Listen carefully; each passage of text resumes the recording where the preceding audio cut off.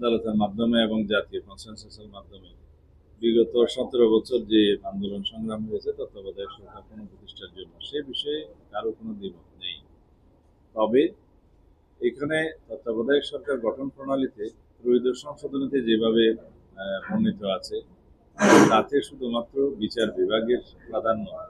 এই জুডিশিয়ারিকে বাইরে রেখে তত্ত্বাবধায়ক সরকার প্রতিষ্ঠা করা যায় কিনা সে বিষয়ে সবাই একমত,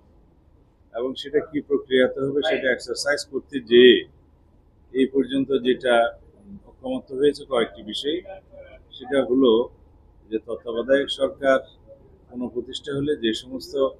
আর্টিকেলগুলোতে পরিবর্তন আনতে হবে সেই আর্টিকেলগুলোতে পরিবর্তন আসবে। যেমন সেখানে আর্টিকেল 123 সাবসেকশন 3 আছে এবং আর্টিকেল 72 আসবে, যেখানে সংসদের মেয়াদ সংক্রান্ত বিষয়ে বলা আছে, এবং 123 সম্পর্কে আপনারা জানেন যে সেখানে একই সাথে 600 এমপিদের